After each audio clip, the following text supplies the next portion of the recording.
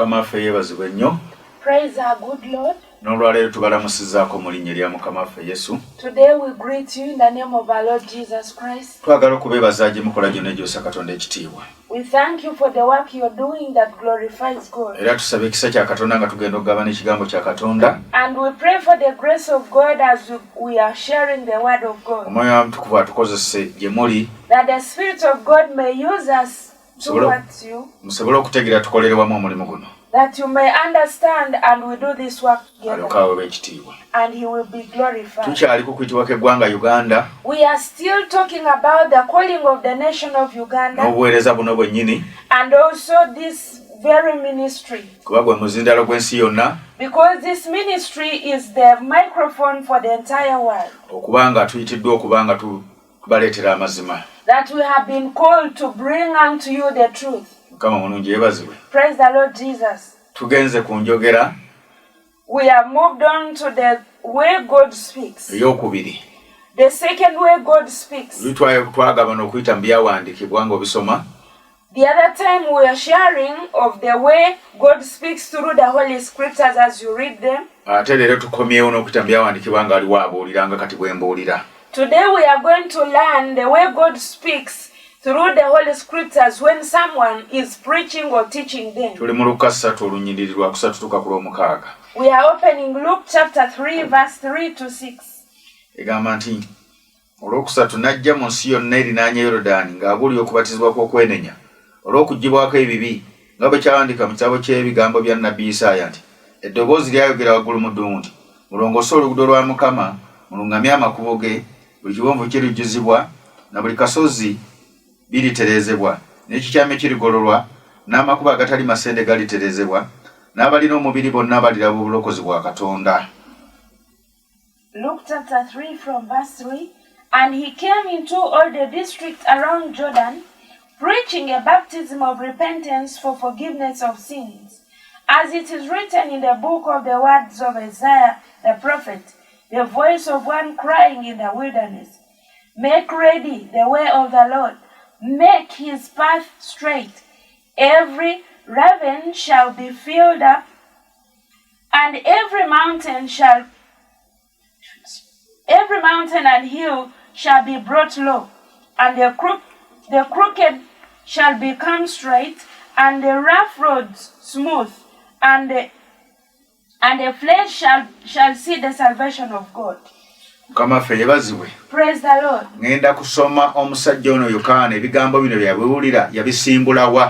I'm going to read about this man John. Where did he get these words that he was speaking? That's why that anyone who is preaching has to get the word of God from somewhere. We are going on to Isaiah chapter 40 where he got the words.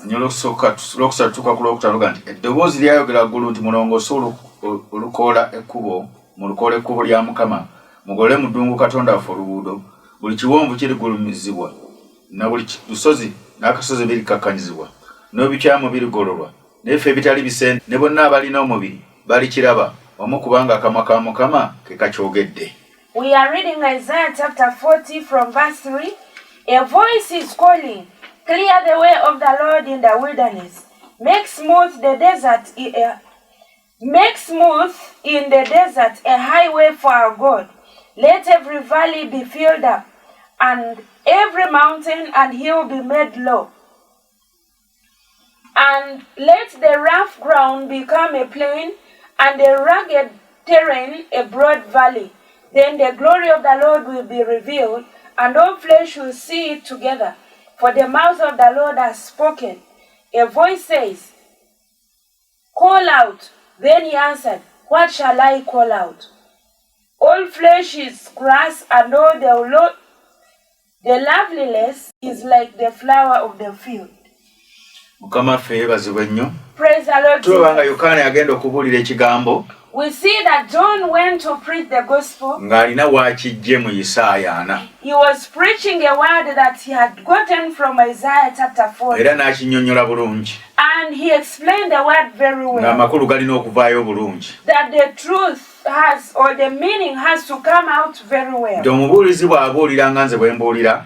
That when a preacher preaches like I am preaching or teaching, and he reveals or explains to you the meaning clearly, there you get to understand that it is God speaking. Because when he is preaching, for you have to sieve out your own. Because here John says that prepare the way of the Lord. When we talk of the way of the Lord in our generation means getting saved. And when he talks of his ways, it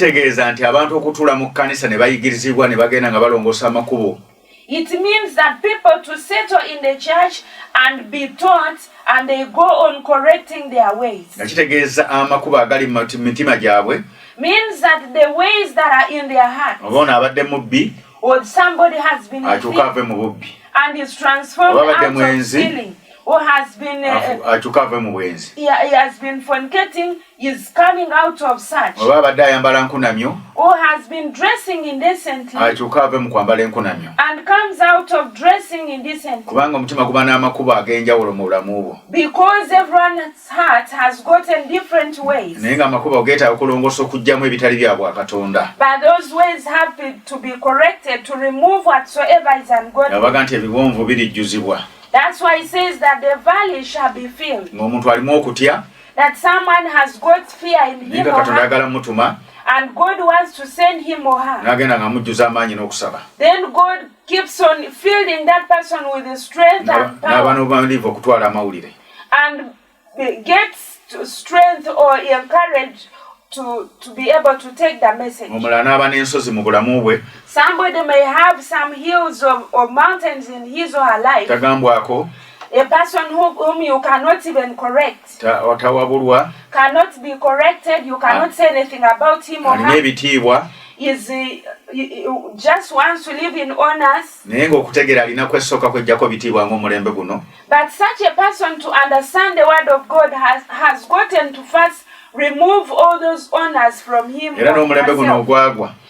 Even in this generation which has backslidden, most pastors and people and even leaders,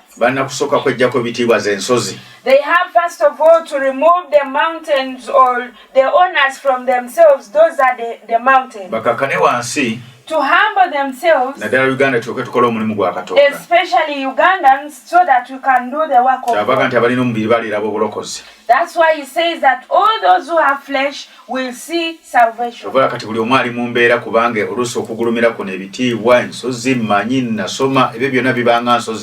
That's why you see that everyone now is undergoing some tough situations because of these glories of I'm educated, I know this, I know everything, I am experienced. All those are mountains. Those are the things that God wants to level. That's why we are saying that someone who is preaching gets the message from somewhere and explains it. Even here where I'm preaching, God is speaking to you, is listening and watching. God wants us to remove all those glories, to put away all those that pride, to put away all that wealth, and all that rulership and leadership we have, whatever glory and money. This word that is being taught to us through this ministry, it is God himself speaking to us. He wants us to join hands together and do his work. Don't say that I don't know how God speaks, because God has begun to speak into your life. We are moving to the book of Luke chapter 4. we learn about Jesus. 16:19 Najja Nazaresi gye yakulira nakola sabbiiti nayingira mu kuŋŋaaniro nga bwe yali empisa ye nayimira okusoma ne bamuwa ekitabo ky'abannabbi Isaaya n'abikola ekitabo n'alaba ekitundu ekiwandiikiddwamu omwoyo gwa Mukama guli ku nze kubanga anfuseeko amafuta okuwulira abaavu ebigambo ebirungi antumye okutendera abanyaga okuteebwa n'okuzibula amaaso g'abazibe n'okuta abaabetentebwa n'okutenda omwaka gwa Mukama gw'okukkirizibwamu. We are reading the book of Luke chapter 4 from verse 16 to 19. And he came to Nazareth where he had been brought up. And as his custom, he entered the synagogue of the Sabbath and stood up to read. And the book of the prophet Isaiah was handed to him, and he opened the book and found the place where it was written, "The Spirit of the Lord is upon me, because he anointed me to preach the gospel to the poor. He has sent me to proclaim release to the captives and recovery of sight to the blind, to set free those who are downtrodden, to proclaim the favorable year of the Lord." Praise the Lord. The words that Jesus preached, as the Holy Spirit was using him to introduce himself to the world. He had gotten those words from Isaiah chapter 61. Let me read it. Kubanga nfuseeko amafuta okuwulira abawombefu ebigambo ebirungi antumye okusiba abalina emitima egimenyese okulangira eddembe ly'abawambe abasibwe okubagula ekkomera okulanga omwaka gwa Mukama gw'okukkirizibwamu n'olunaku lwa Mukama Katonda ffe olw'okuwalaniramu eggwanga n'okusanyusa bonna abanakuwadde okubateekerawo abanakuwadde mu Sayuuni okubawa engule mu kifo ky'evvu n'amafuta ag'okusanyuka mu kifo ky'okukunakuwala n'ebyambalo by'okutendeza mu kifo ky'omwoyo gw'okukungubaga bayitibwa emiti gya butuukirivu Mukama gye yasimba. Isaiah chapter 61 from verse 1. The Spirit of the Lord God is upon me, because the Lord has anointed me to bring good news to the afflicted. He has sent me to bind up the brokenhearted, to proclaim liberty to the captives and freedom to the prisoners, to proclaim the favorable year of the Lord and the day of vengeance of our God, to comfort all who mourn, to grant those who mourn in Zion, giving them a garland instead of ashes, the oil of gladness instead of mourning, the mantle of praise instead of a spirit of fainting. So they will be called oaks of righteousness, the planting of the Lord, that he may be glorified. Praise the Lord. We see that our Lord Jesus Christ, the words that he preached, he read them from Isaiah chapter 61. As the Holy Spirit was using to introduce himself to the people, but the words were already written. That's why I'm saying that God speaks through the Holy Scriptures as they have been preached. That he had been anointed with anointing to speak to the poor the good words. The poor is someone who is yearning to know the word of God. Because for the poor, whatever you tell them that you're going to give or you promise, they come quickly. Hallelujah. Hallelujah. And the broken-hearted, and also to open the prison houses.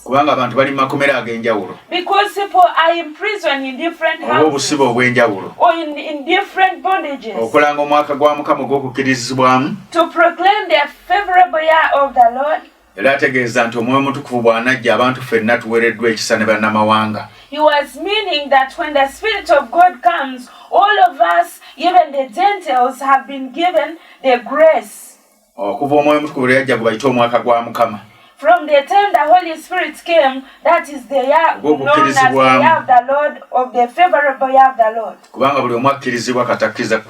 Because from that time, everyone is accepted as long as you have given your life to Jesus. Praise the Lord Jesus.